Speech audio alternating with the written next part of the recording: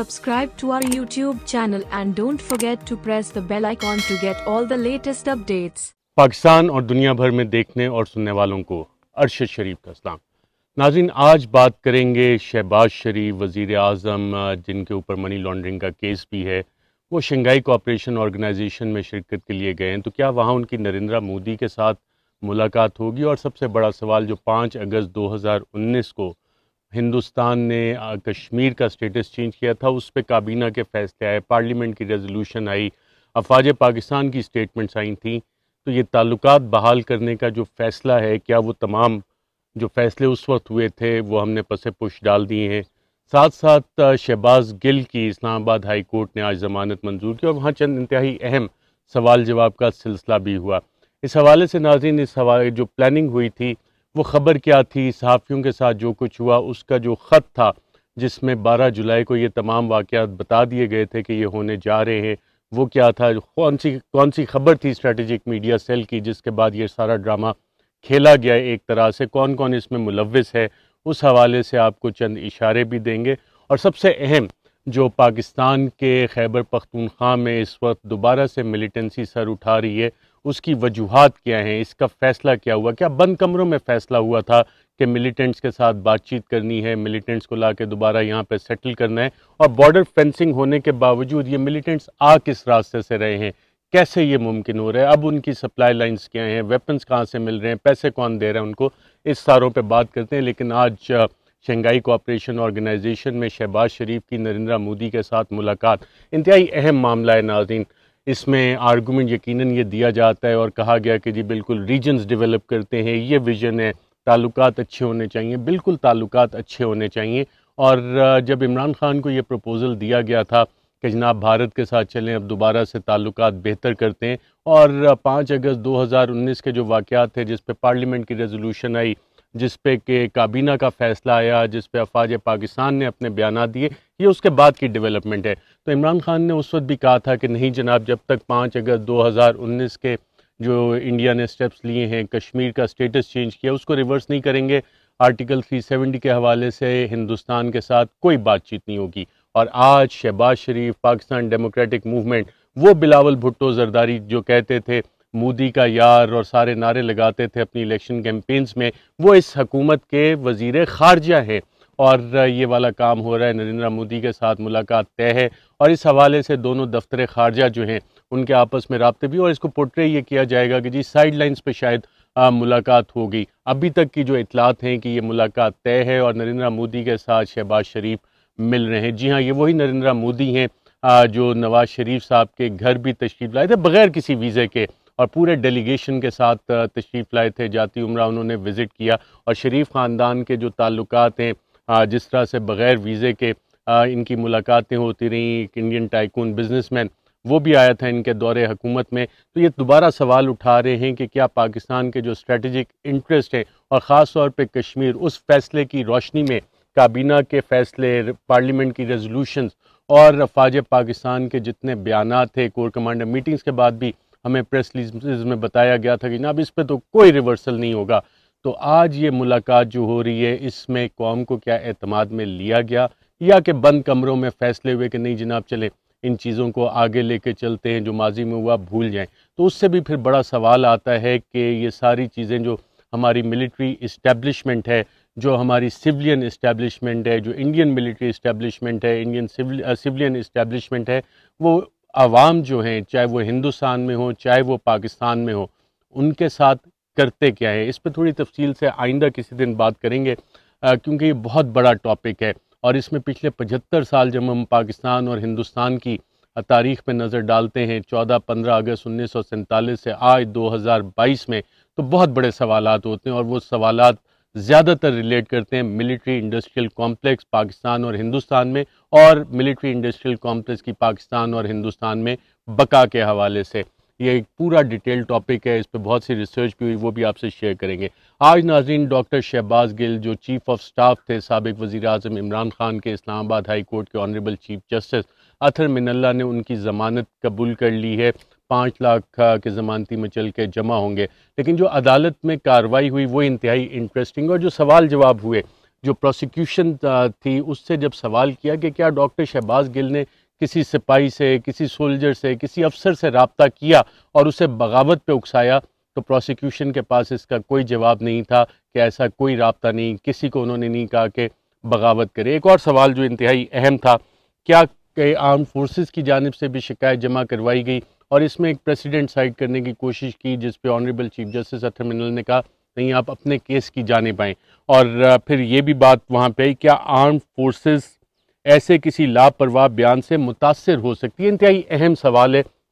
جو سب کے لیے سوچنے سے تعلق رکھتا ہے کہ ہماری افواج، اس میں ہمارے بہت سے بہادر جوان، افسران، تینوں مسلح افواج میں، چاہے آرمی ہو، نیوی ہو، ایئر فورس ہو، کیا کسی بیان سے متاثر ہو سکتے ہیں؟ اور وہ قانون جس کو کہ آنریبل چیف جسٹس اطہر منل نے بھی کہا کہ یہ کلونیل لیگیسی ہے، واقعی یہ کلونیل لیگیسی ہے۔ انگریز نے یہ قانون، برطانوی سامراج نے یہ قانون ہندوستان میں 1857 کی میوٹنی کے بعد بنایا تھا۔ ہندوستانیوں کو، جو ہندو تھے، مسلمان تھے، کرسچنز تھے جو فوج میں، انڈین برٹش آرمی میں، انہیں کنٹرول کرنے کے لیے، اور انفارچونیٹلی آج بھی ہماری اسٹیچو بکس میں یہ قانون اسی طرح سے موجود ہے۔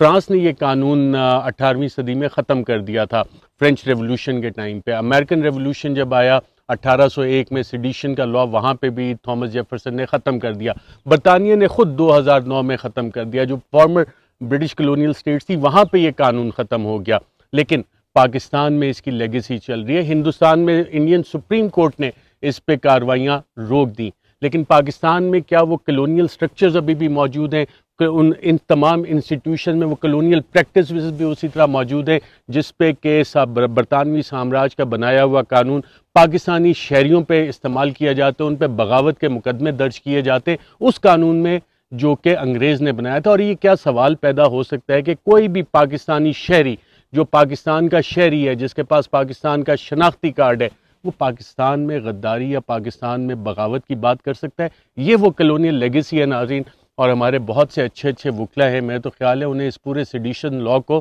چیلنج کرنا چاہیے سپیریئر کورٹس میں، ہائر جوڈیشری میں، کہ اس کلونیل لیگیسی سے 75 سال بعد ہمیں آزادی چاہیے، اس قانون کو ختم کیا جائے۔ ناظرین، جو کارروائیاں ہوئیں صحافیوں کے خلاف، کیونکہ ARY کو بھی بند کیا گیا، ہمارے اوپر بھی مقدمے کیے گئے، اس ساری کی پلاننگ خاور گھمن نے جو خبر دی تھی، اور آج بھی یہ بات ہوئی کہ جناب ڈاکٹر شہباز گل کے بیان کو سیاق و سباق سے ہٹا کے پیش کیا گیا، ٹوٹے کاٹ کے، اور اس میں یہ ٹوٹے کاٹ کے بیانات کے کام کرنے کے لیے کچھ ایسے لوگ انسکروپلس ایلیمنٹس ملوث ہیں جو کہ غلط پکچر پیش کرتے ہیں۔ ان کے پاس مانیٹرنگ رپورٹس آتی ہیں، مانیٹرنگ ویڈیوز آتی ہیں، اس میں سے اپنی مرضی کا چنک اٹھایا، آؤٹ آف کانٹیکس اس پہ بنایا، اور پھر اس کے اوپر ایک کیمپین ڈیولپ کرتے ہیں۔ اور خاور گھمن نے اپنی خبر میں بتایا تھا کہ حکومت کا ایک اسٹریٹجک میڈیا سیل ہے جس کی یہ کوشش ہوگی کہ پاکستان تحریک انصاف اور عمران خان کو فوج مخالف ثابت کیا جائے۔ اور اس کی ضرورت کیوں پیش آئی تھی؟ کیونکہ میاں نواز شریف، مریم نواز، پاکستان مسلم لیگ نواز کی ساری قیادت، ان کے بیانات آن ریکارڈز موجود ہیں جس میں انہوں نے چیف آف آرمی سٹاف کا نام لے کے ان پہ سنگین الزامات لگائے، کوئی کارروائی نہیں ہوئی۔ ان کے بیانات ریکارڈ پہ موجود ہیں جس پہ انہوں نے DGI ایک سٹنگ کور کمانڈر پہ نام لے کے الزامات لگائے، کوئی کارروائی نہیں ہوئی، بلکہ مذمتی بیانات بھی ہم نے دیکھا کہ بہت کم، اس شدت سے نہیں آئے جو کہ یہ۔ اور اس کی وجہ کیا ہے؟ جب ہم یہ دیکھتے ہیں کہ اسٹریٹجک میڈیا سیل، تو اس حوالے سے ایک کی اپوائنٹمنٹ بھی ہوئی تھی، اور وہ تھی فہد حسین، فارمر صحافی، اور اس حوالے سے ابصار عالم نے 2007 میں ایک بڑی اچھی بات کی تھی کہ جو شخص صحافت کو سیڑھی کے طور پہ استعمال کر کے سرکاری عہدہ لیتا ہے وہ بہروپیہ ہوتا ہے۔ اور فہد حسین اپنا پورا صحافتی کیریئر سائڈ پہ رکھ کے جیسے ہی موقع ملا حکومت کے ایڈوائزر بن گئے، فیڈرل منسٹر کا انہیں سٹیٹس دیا گیا، اور آپ اگر ان کا نوٹیفکیشن دیکھیں تو اسٹریٹجک کمیونیکیشن کے وفاقی وزیر بنے۔ تو کیا یہ ساری اسٹریٹجیز جو ہیں فہد حسین بنا رہے ہیں، یا ان کے ساتھ ریلیٹڈ چند اور لوگ ہیں جس پہ کہ حکومت اور پھر تمام ادارے اس پہ عمل پیرا ہوتے ہیں؟ اور فہد حسین کی جو لیننگز ہیں اس کا ہمیں بڑا واضح اشارہ ملتا ہے جب ہم ان کی ماضی کی تصاویر دیکھتے ہیں، انٹریکشنز دیکھتے ہیں، اور پھر کس طرح سے اگر آپ صرف ان کے اکتوبر سے لے کے اپریل 9 تک کے کالمز اٹھا کے دیکھیں جو ڈان اخبار میں چھپتے تھے، آپ کو صاف معلوم ہوتا ہے کہ جس سازش کا عمران خان ذکر کر رہے ہیں فہد حسین اس کا پارٹ اینڈ پارسل تھے کسی نہ کسی سٹیج پہ۔ اور فہد حسین نے جب یہ حکومتی عہدہ لیا ہے تو اس پہ انہوں نے اپنی جتنی صحافتی کریڈیبلٹی تھی اس پہ بھی سوالیہ نشان اٹھا لیا، اور یہ پلاننگ ہوئی باقاعدہ طور پہ صحافیوں کو سبق سکھانے کے لیے۔ اس کا ناظرین ایک ایویڈنس میں آپ کو پیش کرتا ہوں۔ 12 جولائی کو میں نے صدر مملکت ڈاکٹر عارف الوی جو supreme commander of the armed forces ہیں ان کو ایک خط لکھا، اور اس خط میں نے باقاعدہ طور پہ یہ بتایا کہ جناب اس وقت بیسڈ آن کریڈیبل انفارمیشن کہ مصدقہ اطلاعات کے موجودگی میں جو مجھے انتہائی اہم ذرائع سے معلوم ہوئی ہے، میں یہ چیز ریکارڈ پہ رکھ رہا ہوں آپ کے سامنے کہ سرٹن انسکروپلس ایلیمنٹس، کچھ ایسے افراد شرپسند عناصر، انہوں نے یہ ڈسکشنز کی ہیں، اور یہ شرپسند عناصر انسکروپلس ایلیمنٹس کون ہیں؟ یہ یقیناً کسی نہ کسی حکومتی ادارے میں بیٹھے ہوئے تھے جہاں پہ یہ ڈسکشن ہوئی، جہاں پہ یہ میٹنگز ہوئی، اور اس میں نے بڑا واضح بتایا کہ اس میں مجھے بھی false, bogus, fabricated criminal cases کیے جائیں گے، کڈنیپ کیا جائے گا، انفورس ڈس اپیئرنس کیا جائے گا، یا مجھے اور دیگر صحافیوں کو مارا پیٹا جائے گا، ان پہ تشدد کیا جائے گا۔ اور میں نے اس میں یہ بھی لکھا کہ ایز پر مائی کریڈیبل سورسز کہ جو ہمارے اہم ذرائع نے مصدقہ اطلاعات ہمیں دی ہیں اس میں پلاننگ کی گئی ہے باقاعدہ طور پہ دیگر صحافیوں کے خلاف، جس میں عارف حمید بھٹی کا نام میں نے لکھا۔ عارف حمید بھٹی کا بعد میں پروگرام بند کیا گیا، انہیں آف ایئر کیا گیا، چند لوگ گئے ان کے چینل کے مالک سے ان کے گھر پہ ملے جس دن ان کی طبیعت بھی خراب تھی، اور کہا کہ جی آج رات عارف حمید بھٹی اپنے پروگرام میں نہیں بیٹھے گا، اور پھر عارف حمید بھٹی کو نہیں بیٹھنے دیا پروگرام میں۔ عارف حمید بھٹی صاحب فی الحال اس وقت برطانیہ گئے ہوئے، لوگ ان کے جو دفتر والے ہیں وہ کہتے ہیں جی وہ چھٹی پہ گئے ہوئے۔ میری اطلاعات یہ ہے کہ ان کو باقاعدہ تھریٹس ملی تھی، جس کے بعد وہ وہاں پہ برطانیہ میں کچھ عرصے کے لیے گئے ہیں۔ دوسرا نام میں نے لکھا ہے عمران ریاض خان۔ عمران ریاض خان کے خلاف مقدمات ہوئے، ان کے ساتھ ان ہیومن ٹریٹمنٹ جو کسٹڈی میں ہوئی وہ بھی آپ کے سامنے، یہ نام ریکارڈ پہ موجود ہے۔ سمیع ابراہیم، اور یہ میں نے 12 جولائی کو لکھا تھا، آپ تاریخیں نکالیں کہ اس کے بعد کیا کیا ہوا ان سارے صحافیوں کے، ایکسیپٹ عمران ریاض، ان کے خلاف کارروائی پہلے سے شروع ہو گئی تھی، جب مجھ پہ بھی صابر شاکر کے خلاف بھی یہ پلاننگ ہوئی تھی، صابر شاکر سب سے عقل میں، اور صابر شاکر کا بھی نام اس پہ لکھا ہوا ہے۔ سمیع ابراہیم پہ باقاعدہ ان کے دفتر کے باہر حملہ کیا گیا، اور ابھی حال ہی میں جو انسکروپلس ایلیمنٹس ہیں سمیع ابراہیم کے حوالے سے میرے ذرائع نے بتایا، وہ یہ کہتے پھر رہے ہیں کہ جناب سمیع ابراہیم کا منہ کالا کر کے ہم اسے شہر میں گھمائیں گے۔ یہ تھنکنگ ہے، اور یہ ان لوگوں کی تھنکنگ ہے جو پاکستانی ٹیکس پیئر سے پیسہ لیتے ہیں، اور پاکستانی ٹیکس پیئر جو ٹیکس کی پیمنٹ کرتے ہیں ڈائریکٹ یا انڈائریکٹ، جو آپ پیسے دیتے ہیں اس میں یہ لوگ بیٹھ کے انسٹیٹ کے پاکستانی شہریوں کے حقوق کا دفاع کریں، اس طرح کی گندی قسم کی پلاننگ کرتے ہیں۔ ہمارے بہت سے مختلف سرکاری اداروں میں بہت اچھے افسران بھی ہیں، بہت اچھے لوگ بھی ہیں، اور وہ ان میں سے کچھ ایسے لوگ بھی ہیں جو اپنی جان کی بازی لگا دیتے ہیں پاکستان کا دفاع کرنے کے لیے، پاکستانی شہریوں کا دفاع کرنے کے لیے، لیکن چند بے ضمیر لوگ ایسے بھی ہوتے ہیں جو سب کچھ بھول بھال کے کہتے ہیں نہیں یار چلو یہ انجوائے کرتے ہیں، اور اپنے ہی پاکستانی شہریوں کو تشدد کا نشانہ بنانا ہے، انفورس ڈس اپیئرنس کرنی ہے، ان کے خلاف مختلف قسم کی کاروائیاں، ساری ان کی کنسنٹریشن اس چیز کے اوپر فوکس ہوتی ہے۔ ایک اور نام ناظرین میں نے اس میں لکھا تھا، صدیق جان بول ٹی وی کے بیورو چیف ہیں، ان پہ بھی دباؤ ہے، doctor Mohit Pirzada, Jameel Farooqui and a few others. Jameel Farooqui کے ساتھ جو کچھ ہوا، جو بہیمانہ تشدد ہوا، آج ان کی سالگرہ بھی ہے، نئی طرف سے ان کو بہت بہت سالگرہ مبارک، اللہ انہیں لمبی عمر دے۔ اور جس طرح لائن آف دا ڈیزرٹ کا ایک مشہور ڈائلاگ ہے کہ Umar will live longer than his hangman مین، تو اللہ تعالیٰ جمیل فاروقی اور دیگر بلکہ آپ سب کو بھی حفظ و امان میں رکھے۔ اور آپ یہ دیکھیں گے اسی دنیا میں اجر ملتا ہے، آپ نیکی کرتے ہیں اس کا اجر ملتا ہے، آپ کسی کے ساتھ برائی کرتے ہیں آپ کو وہ نظر آئے گی، اور جو انسکروپلس ایلیمنٹس اس میں ملوث ہیں وہ خود دیکھیں گے، اپنی زندگی میں دیکھیں گے کہ جو ظلم، تشدد، بربریت انہوں نے کی، ٹیکس پیئر کے ساتھ پیسے سے بیٹھ کے انہوں نے یہ کاروائیاں کی، وہ ان کے سامنے آئیں گی۔ اور جب میں نے لکھا اینڈ اے فیو ادرز، اس میں عماد یوسف، ان کے گھر پہ رات کو 2:30 بجے ریڈ کیا گیا، اس کی فیملی کو ہراساں کیا گیا، بلکہ ان کی کچھ ویلیوبلز بھی اٹھا کے لے گئے، اور ان ہیومن ٹریٹمنٹ عماد یوسف کے ساتھ بھی کی گئی، چینلز پہ دباؤ ڈالا گیا۔ لیکن یہ ریکارڈ پہ ناظرین خط موجود ہے جو پریزیڈنٹ آف پاکستان کو 12 جولائی 2022 کو لکھا، اور اسی خط کو میں نے ایک copy honourable chief justice of Pakistan کو بھی ایڈریس کی، اس میں بھی یہ چیزیں آن ریکارڈ ہے۔ اب میرا یہاں پہ ناظرین سوال یہ بنتا ہے کہ کیا پاکستان میں کوئی کمیشن آف انکوائری بنے گا؟ یہ حکومت تو یقیناً نہیں بنائے گی، لیکن اگر کوئی کمیشن آف انکوائری بنتا ہے، سپریم کورٹ میں آلریڈی ایک کیس پینڈنگ ہے صحافیوں کے خلاف کارروائیوں کا، کیا اس میں یہ ٹیک اپ ہو سکتا ہے؟ ہمارے وکلا، ہماری بار ایسوسی ایشنز کیا اس کو ٹیک اپ کر سکتے ہیں کہ جناب اس پہ باقاعدہ ایک کمیشن بنایا جائے اور یہ تحقیقات کی جائیں کہ یہ کون سے انسکروپلس ایلیمنٹس ہیں، کیونکہ یہ والا خط ناظرین ایوان صدر میں بھی آن ریکارڈ ہے اور honourable chief justice of Pakistan کو میں نے یہ بھیجا تھا،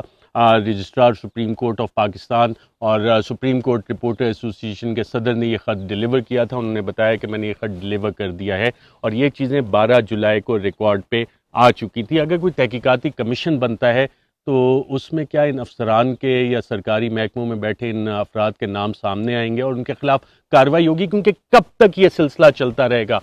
بولنے کی آزادی ناظرین آپ کا سب سے بنیادی حق ہے، انفارمیشن تک رسائی آپ کا سب سے بنیادی حق ہے، اور اس پہ قدغن اس لیے لگائی جاتی ہے کہ بند کمروں میں جو فیصلے ہوتے ہیں، جو اس کے اثرات جب آپ کی زندگیوں پہ پڑتے ہیں تو اس سے آپ کو آگاہی نہ ملے اور آپ بالکل اس میں پستے جائیں، مہنگائی کی چکی میں پستے جائیں، آپ کے انسانی حقوق پامال ہوتے جائیں، اور لیکن جو لوگ یہ کارروائیاں کر رہے ہیں ان کے خلاف سوال نہ کریں. جب عمران خان بات کرتا ہے کہ ہمیں حقیقی آزادی کی جنگ لڑنی اور حقیقی آزادی کی عمران خان کہتا ہے میں جنگ لڑ رہا ہوں، تو حقیقی آزادی میں فنڈامنٹل رائٹس جو ہیں پاکستانی قوم کے، ان کا دفاع بھی آ جاتا ہے. ایک اور ناظرین امپورٹنٹ ڈیولپمنٹ ہوئی ہے خیبر پختونخوا میں، دوبارہ سے جو ملیٹنسی ہے اپنا سر اٹھا رہی ہے. جب یہ ملیٹنٹس کے ساتھ بات چیت ناظرین شروع ہوئی تھی، میں اس وقت آف ایئر نہیں ہوا تھا، مجھے نوکری سے برخاست نہیں کیا گیا تھا، ARY پہ میں اپنا پروگرام کرتا تھا، پروگرامز ریکارڈ پہ موجود ہیں، اور اس وقت ہم نے یہ نشاندہی کی تھی کہ یہ والا جو کام ہے اپیزنگ دا ملیٹنٹس کو خوش کرنے کی پالیسی، نہ اس نے ماضی میں کوئی فائدہ دیا نہ آئندہ یہ فائدہ دے گی. لیکن بند کمروں میں فیصلے ہوئے، پارلیمنٹ کا بند کمرے کا اجلاس ہوا، ان کیمرہ سیشن ہوا، وہاں یہ ساری چیزیں شیئر ہوئیں اور قوم کو اعتماد میں نہیں لیا گیا. آج پاکستانی شہید ہو رہے ہیں، پاکستانی پولیس آفیشلز شہید ہوئے، سوات میں ہوئے، کوہاٹ میں، دیگر جگہ جو پیس کمیٹی کے ممبران ہیں. جیسے جب یہ ملیٹنسی پہلی دفعہ شروع ہوئی تھی تو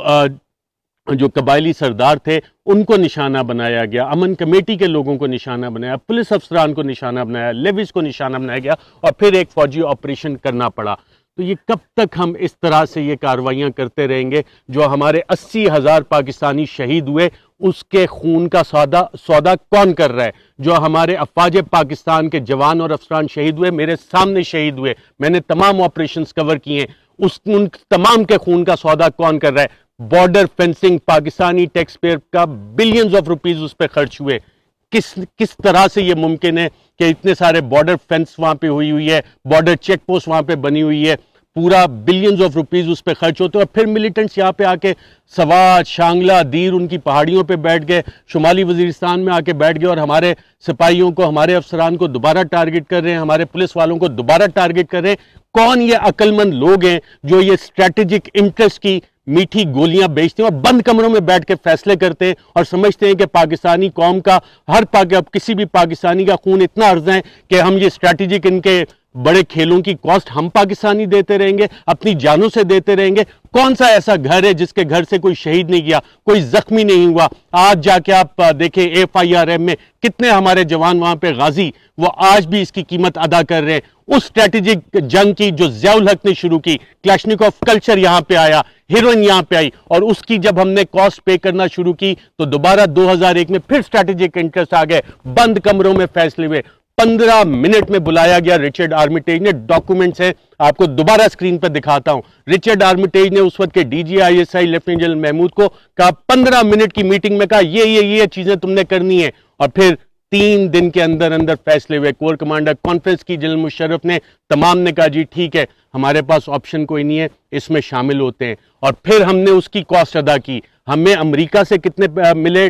$33.4 بلین صرف اس وقت ملے، 33.4 ارب ڈالر. اور پاکستان نے جو فائنینشیل کاسٹ ادا کی وہ کتنی تھی؟ 123 ارب ہمارا نقصان ہوا. کیا امریکہ نے وہ ہمیں پیسے دیے؟ یہ 90 ارب ڈالر آج جو معیشت کی صورتحال ہے، یہ اسی اسٹریٹجک انٹرسٹ، انہی اسٹریٹجک ڈیسیجنز کی ہم کاسٹ ادا کر رہے ہیں. مہنگائی کی صورت میں، اپنے انفراسٹرکچر کی تباہی میں، ہماری غربت کی شکل میں، ہماری الٹریسی کی شکل میں. آپ دنیا کے دیگر ممالک میں جا کے تو دیکھیں، وہاں وہ اپنے ہر شہری کے حقوق کا دفاع کرتے ہیں. یہ نہیں کہتے جی ہمارے بند کمروں میں اسٹریٹجک انٹرسٹ ہو گئے اور بڑے بڑے لوگ بیٹھ کے یہ فیصلہ کر لیں گے جی یہ ہم نے کھیلنی ہے، گیم کھیلنی ہے، یہ والی گیم تھیوری یہاں پہ یہ اپلائی کریں گے، اور قوم کو اس بارے میں پتہ نہ ہو، بند کمروں میں یہ فیصلے ہو جائیں. اسی لیے عمران خان کہتا ہے بند کمروں میں فیصلے نہیں ہونے چاہیے. عوام کو پتہ ہونا چاہیے کہ یہ فیصلے کیسے ہو رہے ہیں، اور جو قیمت ناظرین ہم نے شہیدوں کی شکل میں ادا کی، اس کے تو کوئی قیمت ہی نہیں ہے، اس کا رسپانسبل کون ہے؟